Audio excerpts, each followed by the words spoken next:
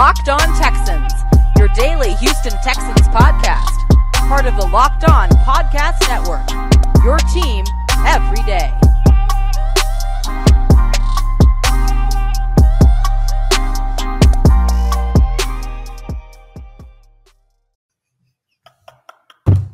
This has to be the dumbest day in Texans franchise history. Is nowhere near close to the dumbest day in franchise history. It gotta be, bro. What's dumber than this move, dog? Let's get to it. This is the Locked On Texans podcast, a part of the Locked On Podcast Network, your team every day. I am John Hickman, of course, one half of the Locked On Texans podcast, joined by Cody Davis. This episode is brought to you by McDonald's, proudly serving communities since 1965. McDonald's has been more than just a place to get tasty and affordable food. It's an unofficial community center. A big thank you to our friends over at McDonald's for supporting the show, and I'm super excited for today's show, you guys. We got a lot to talk about, and of course, it's Friday, so we're going to have Brandon K. Scott on. You guys know him from 610 Sports Radio here in the city of Houston, all the great work that he does. But, you know, I have the privilege right now to be doing this show with Cody, and we have to jump into it with the latest two moves of the Houston Texans. The second one that we'll get into is Lonnie Johnson moving back to cornerback from safety. But the very first decision that we got to talk about, where even his own teammate didn't know that was him over lined up at tight end. Jeff Driskel, the Houston Texans third string / practice squad quarterback, has been moved over to play some tight end for the Houston Texans. Now, I got my thoughts and opinions on that, but Cody, this is your moment. Take it away. No, dunk it. I'm not even going to take too much time on this because I don't want to say anything to get you and I in trouble or anything like that. But I do believe that this is by far the dumbest thing in Houston Texans franchise history. And for those of you who do not know, as John just alluded to, the Houston Texans are moving Jeff Driskel from a practice squad quarterback to tight end. Tim Tebow inspired the world. Andy Bischoff, a tight end coach that John and myself has been pretty high on this whole entire year, came out and made that announcement on yesterday when the media had an opportunity to talk to the rest of the coaching staff. Because normally on Thursday we talk to just Lovie Smith, Tim Kelly, and Frank Ross, the normal coordinators, special teams, defensive coordinators, and offensive coordinator. But on yesterday, they extended it to the position coaches. And that was the biggest bombshell during yesterday's media availability. And not only did Andy Bischoff come out and say that the Texans were moving Jeff Driskel to tight end, but he said he was presented the idea because of Nick Caserio and David Culley. Both of those guys evaluated Jeff Driskel and came to the decision that he should be moved to tight end. John, this goes back to something that has been bugging me for an extremely long time now. Do not put David Culley's name in this foolishness. This is all Nick Caserio. And if he's the general manager who's making football evaluations and he's coming up with the idea to have Jeff Driskel converted to a tight end, get him the hell off of 6-inning Kirby right now. This is beyond stupid.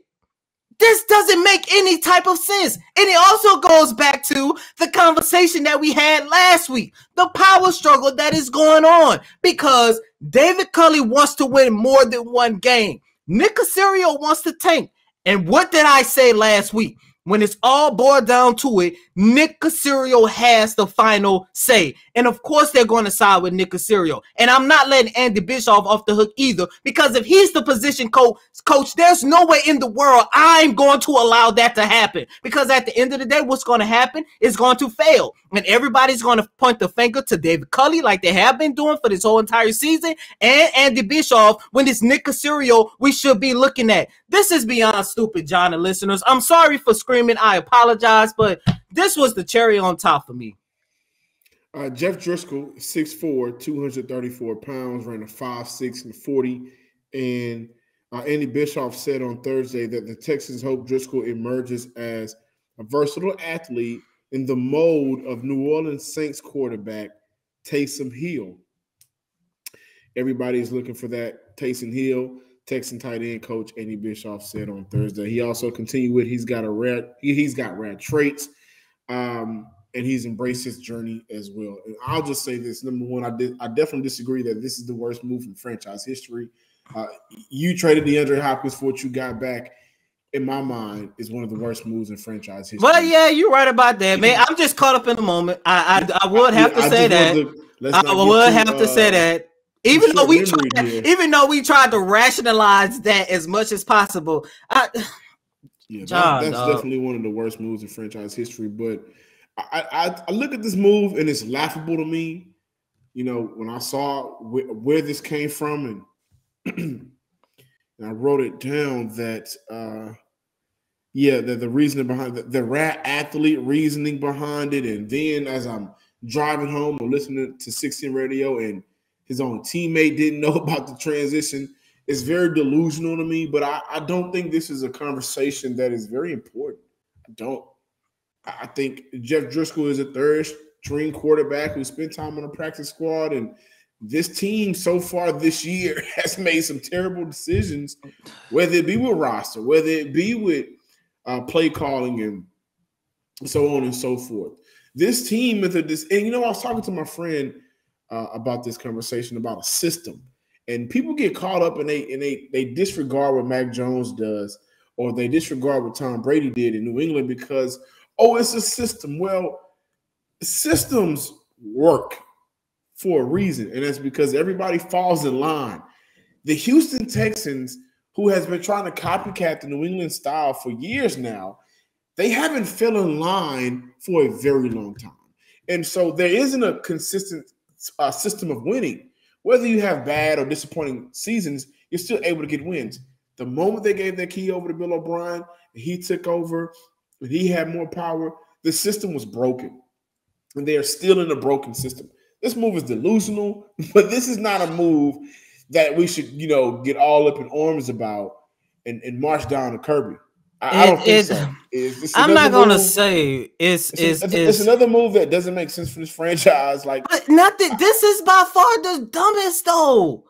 No, it's not. What? Like, I'm talking about just for this season, though. Just for this season, not of all time. I think that moving Lonnie Johnson back to cornerback is one of the dumbest. Hindering his development. You're going to trade for Anthony Miller just to sign Danny, just to release him a couple weeks later.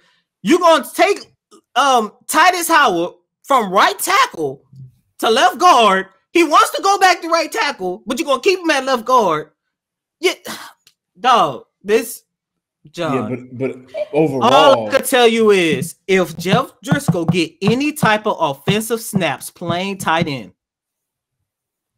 I don't know what's gonna happen, bro. The only thing that's gonna happen, the fans are gonna be mad. If that happens, I'm hoping to God Tyrod Taylor isn't in the game. Because I don't want to get him, I don't want to see him get blindsided. Next thing you know, he's out for ain't no telling how long. Like I get where your frustration is coming from, but he's a practice squad quarterback, and I don't see him being in a position where. Well, why come out and make the announcement to make your organization look more stupid and more laughable? And we all talking about tank and get the first round pick. The Texans look so bad to the point this might turn into an Eli Manning situation where they're about to draft one of the top prospects, and they like, no, don't draft me. And if you draft me, I'm not coming. Eli Manning had his dad backing him. Yeah, you're right, but John, let Thibodeau sign with Deshaun Watson agent. I bet he won't be in the city of Houston. I definitely want to transition over to Lonnie Johnson, moving from safety back to corner. This is his third change now in the NFL so far in his young 3-year career. He's also had 3 different, DCs. He made the move. He's been going through a whole lot. And, a lot of people have their opinion on this, Cody. I can't wait to talk to Brandon K. Scott about this. But I saw the reasoning that, well, he isn't a good player anyways. And whether we believe that or not, whether we like that or not, what he's been through in his early 3-year career, he's been through a disservice to him.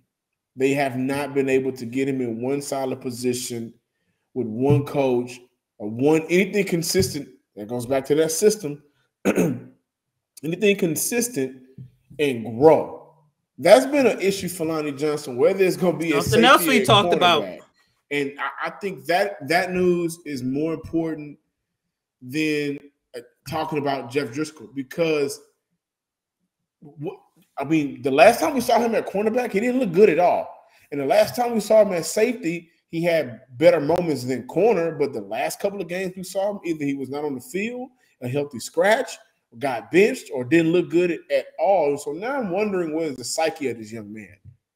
Because the Houston Texans, we're talking about failing anybody. I do think whether he's played good or bad, Lonnie Johnson has not been fully invested into as he should have.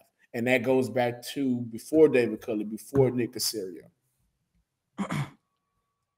Oh, do you know what you need? You need you some chicken nuggets, man. Get you some sweet and sour sauce, some of that French fry, that Powerade, that blue Powerade over at McDonald's. Go ahead and pull them up. Go ahead and pull up on them because you need it. This episode is brought to you by McDonald's, proudly serving communities since 1965. McDonald's has always been more than just a place to get tasty, affordable food. It's a place where family and friends can reconnect. It's a place where Cody can go get him some nuggets and some fries and cool off. We're basically telling you McDonald's is the place where teammates, competitors, the home and away team can come to recharge. You can get your leg rest and refuel. Head to your local McDonald's today to refuel and reconnect. Maybe one day you may see some sports guy or Cody Davis in line who desperately needs some chicken nuggets. McDonald's, everybody, I am loving it. And, of course, while you're going to McDonald's, you may need to get you some gas, Texan fans. And I'm here to tell you about an incredible app everyone who buys gas needs to know about. Get Upside. My listeners are making up to 25 cents for every gallon of gas every time they fill up. Just download the free Get Upside app in the App Store or Google Play right now. Use promo code Touchdown for NFL, baseball for MLB, or hockey for NHL.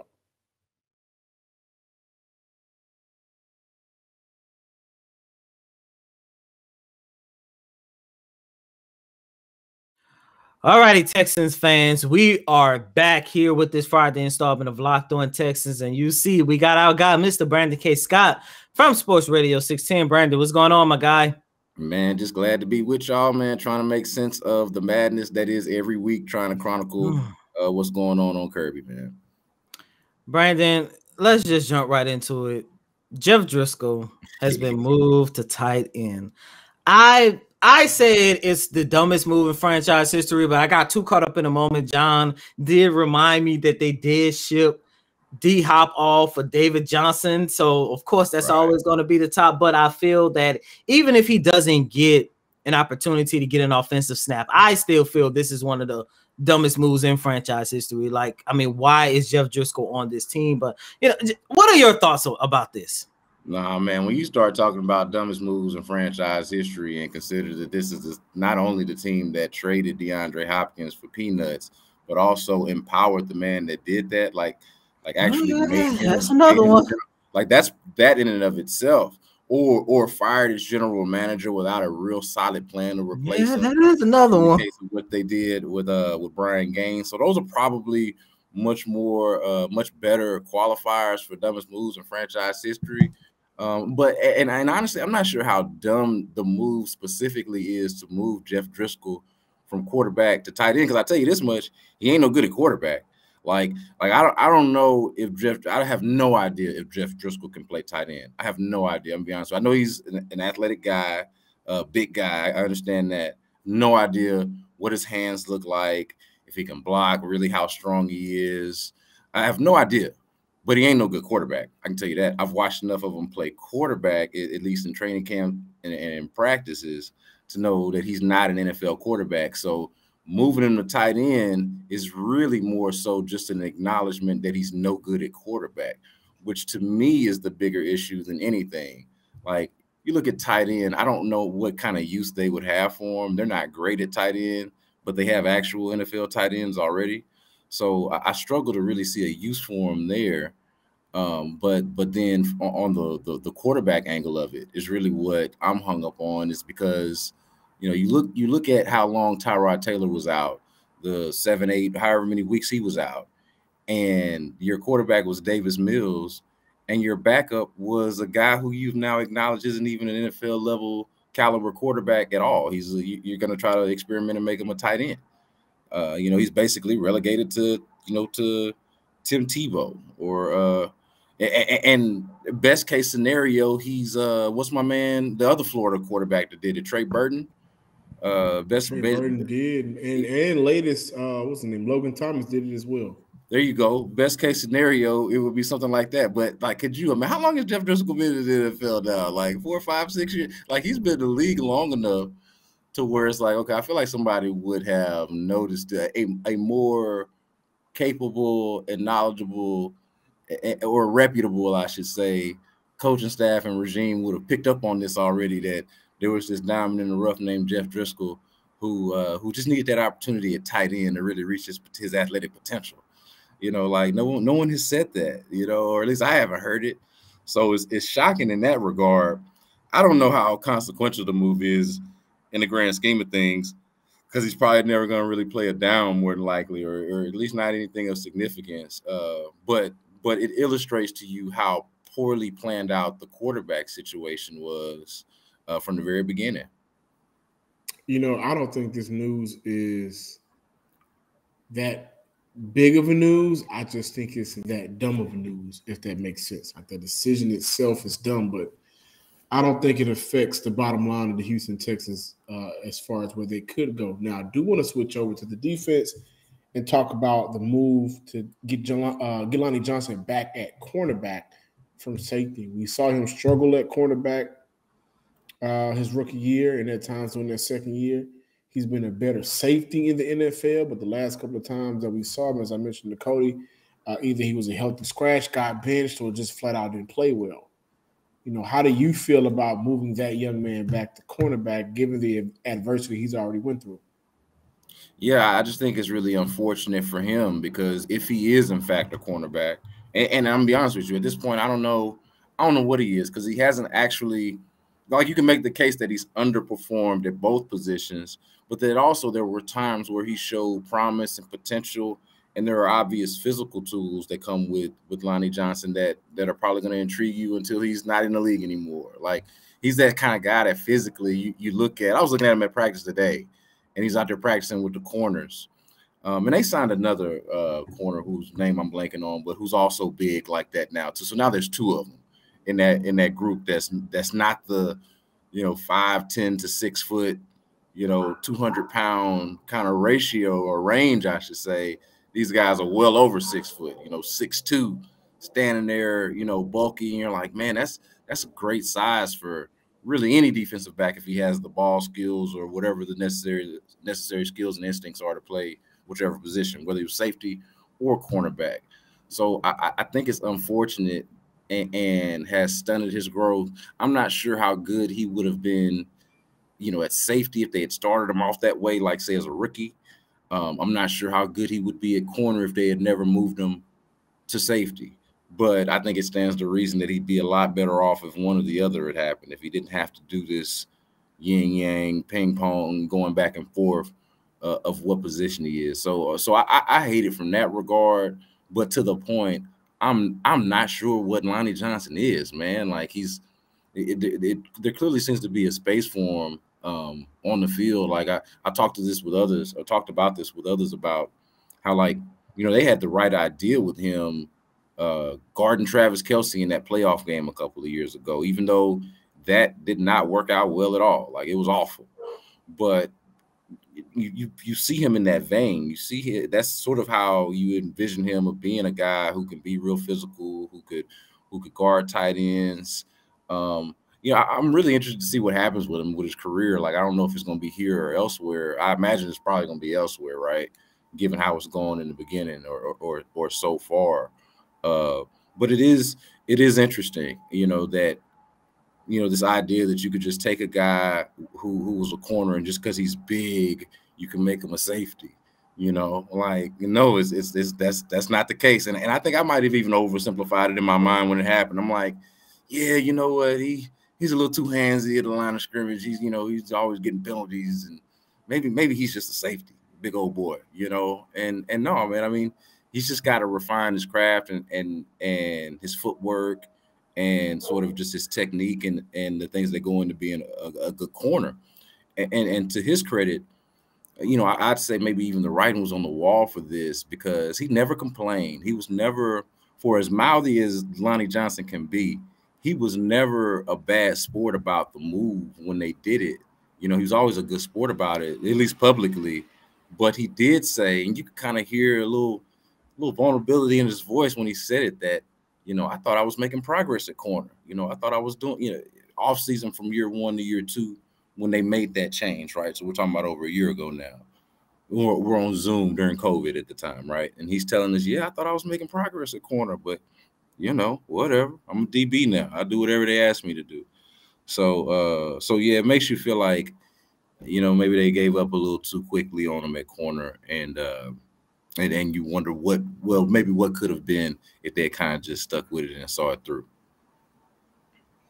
We got more from Brendan K. Scott on the other side, because we definitely have to talk about the Tennessee Titan game and whether or not this is a Deontay Foreman revenge game or not. So don't go anywhere, Locked On Texans listeners and fans. We will be right back with more Texan talk.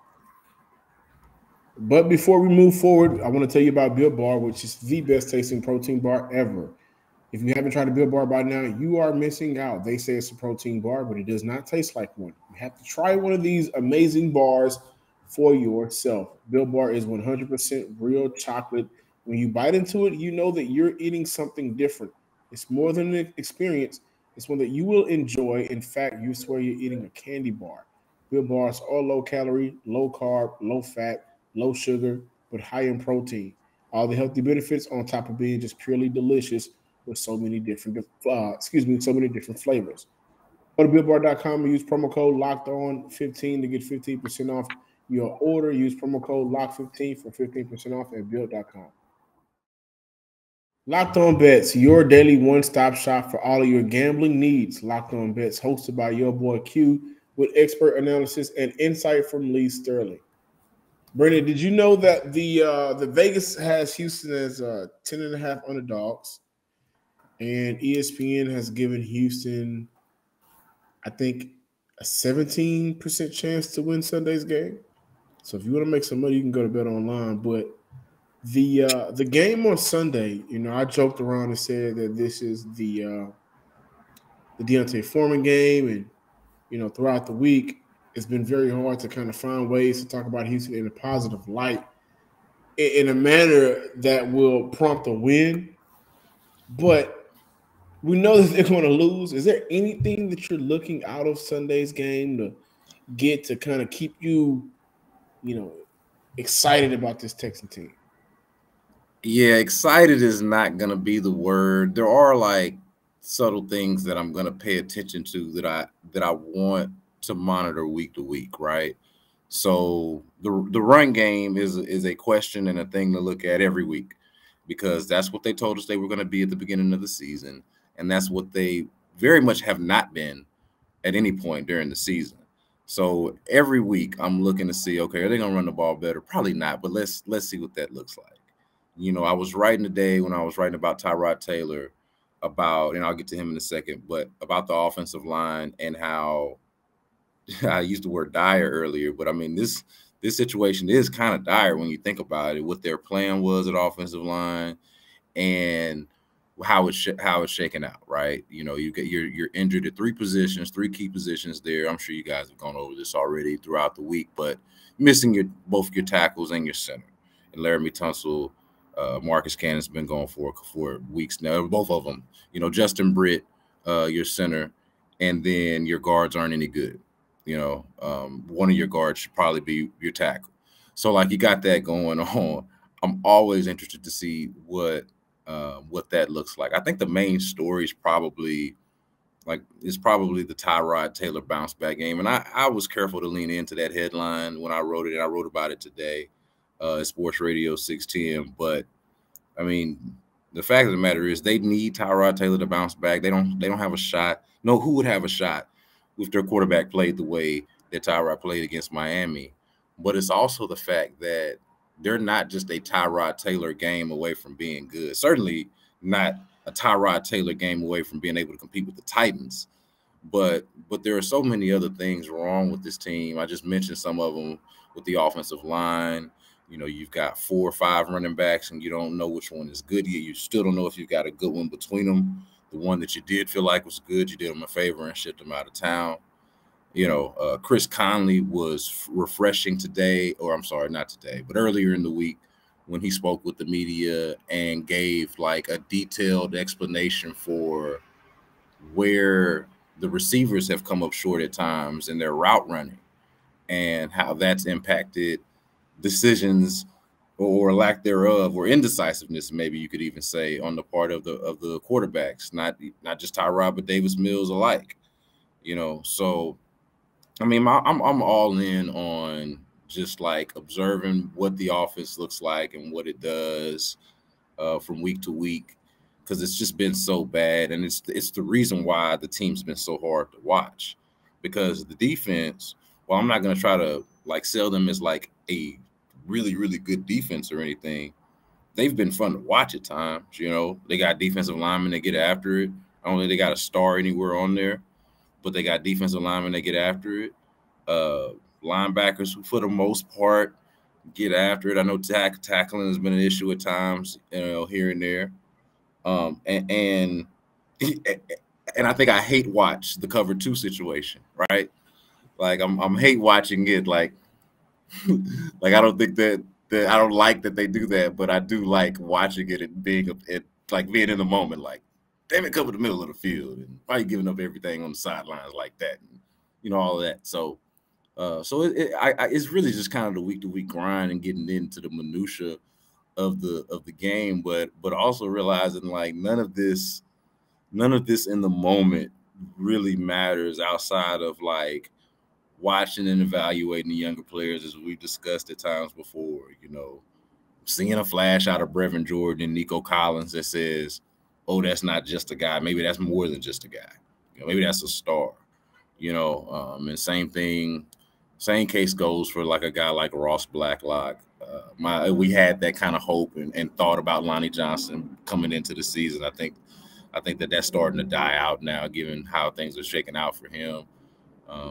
But yeah, man, just some of these little incremental parts about the offense and studying the young players that play, whichever ones play, you know.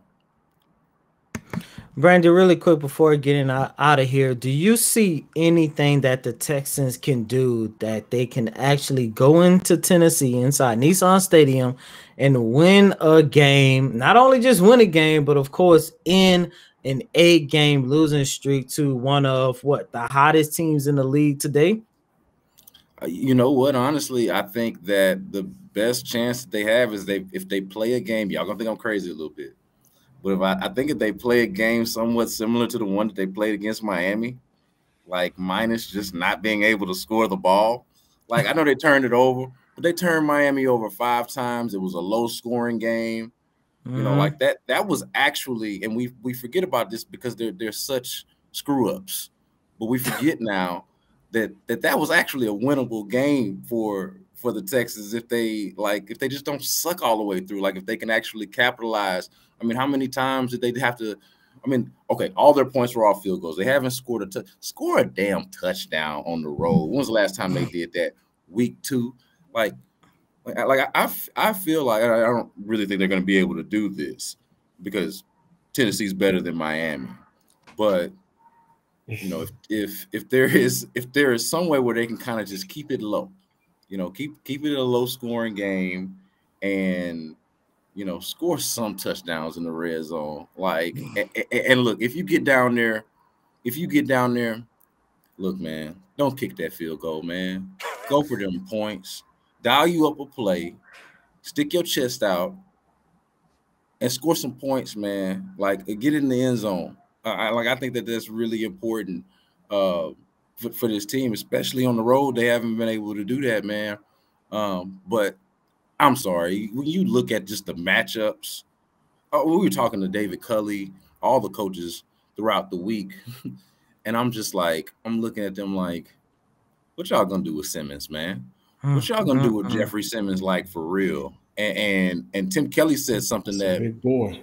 Hey, look, it's easy to overlook because you think of Aaron Donald as Aaron Donald, and he is Aaron Donald, but like, and Aaron Donald stands alone. Don't get me wrong, but like, if you're talking about like after that, tiers of like, what does a guy look like that's scary in the league? That's after Aaron Donald. This is what we're talking about when we're talking about a scary type of big physical dude, strong dude, and then they added Nico Autry to the mix from Indianapolis, who they're already familiar with, but now he's with the Titans. Harold Landry, who I did not even realize until I started looking a little bit closer this week, is having a hell of a season. Like, I somehow had overlooked that. My man's got like 10 sacks. I was like, is this right? Is this correct? Yeah. My man's got 10 sacks, one of like 3, maybe 2 or 3 or 4 double-digit sack guys in the league right now. He about to feast on this offensive line. You know what I mean? And so when I just look at that and I think about, on the offensive end for Tennessee, we talk so much about Derrick Henry, and rightfully so. But like, Ryan Tannehill's not a schmuck. I'm not going to try to oversell y'all Ryan Tannehill, but he's not a schmuck. He's a good athlete, makes his throws, goes about his business, and is just quietly solid. And at times very, very good because he's a really good athlete, right? And so he has an added threat there as a quarterback. And then A.J. Brown is probably as good of a receiver as you'll find in the game. So and the Texans have nothing like, they have no players like that I can talk about. We can rattle off who the best players have been on the team and are on the team and give you some names, but none of their names are going to ring out like the ones that I just gave you. So, I mean, yeah, like pipe dream, they keep it close. Maybe Tennessee's off a little bit, low scoring game, maybe some shot plays. Like, a lot of games swing on, this is going to sound real basic, a lot of these games swing on just a big play. A big play here or there, 1 or 2 big plays here or there. If it's like a muck it up, low scoring game like I'm describing, it could just be a big play here or there. And you're like, oh my God, the Texans have no business beating the Titans, but look what they did. And it's been one of those type of years, right? In the NFL, where like a lot of stuff doesn't make sense and you're trying to figure out, how did this team beat that team, but they lost to this team and everything like that, Miami and Baltimore. There you go. And there's been plenty of examples like that. The way, was it week 1, the way that the Saints just annihilated Green Bay? Did that happen? Yeah. And it made no sense. We were like, okay, the Saints are good, but Green Bay's not. Like, what's going, so you just look around the league and think, okay, just Jacksonville has won a game, or have they won 2 games? 2 games. So think about that, how bad they are, and they've won 2 games. And one of those was against the Bills, who a lot of people still think could be the best team in the AFC. So despite how well the Titans have been playing, so you got to factor all of that in. It is a league built on parity. 8-8 league is a cliche and also mathematically inaccurate now given the schedule, but it speaks to a point of anybody can get beat on a given week. But we all know that this Texans team is unusually bad from a talent perspective, from a talent standpoint. Brandon K. Scott from Sports Radio 16. Brandon, really quick, where can our listeners follow you at on social media? And by the way, please give us a score prediction. Score prediction. All right, let's see. Well, first of all, while I'm thinking about my score prediction, y'all follow me at Brandon K. Scott on Twitter. Follow me at B. Scott from Hiram Clark on Instagram, and make sure that you subscribe to the B Block podcast on Google, Spotify, wherever it is that you get your podcast. And then, of course, Sports Radio 610, throughout the week, the shows, in addition to this one, just another perspective that you get. And online, obviously, that's where I'm at. That's where I'm doing most of my work at Sports Radio 610 on their website. and their social media. And finally, as I finish my filibuster on our score prediction, I'm gonna go ahead, man. Look, I feel bad about this, man. Let's go. But look, I'll give them this much credit. They're gonna score a touchdown. 31-10 Titans. They're gonna score a touchdown, no damn it. We're gonna get a touchdown. We're gonna get in that end zone. We're gonna get in that end zone, dog. But we ain't winning this game, though. They ain't winning this game. It's not happening. 31-10. With like a minute left in the game. This is such a bad season for the Houston Texans, man. Yeah, I'm John Hickman. Follow us on Twitter at Locked On Texans. Like us on Facebook. Follow me on Twitter at John_Hickman12. Also, subscribe to the Locked On Texans podcast on YouTube as well. And as always, I'm your host, Cody Davis. Please remember to follow me on Twitter at CodyDavis_24. Once again, that's Cody, CotyDavis _24. Until next time, ladies and gentlemen, peace.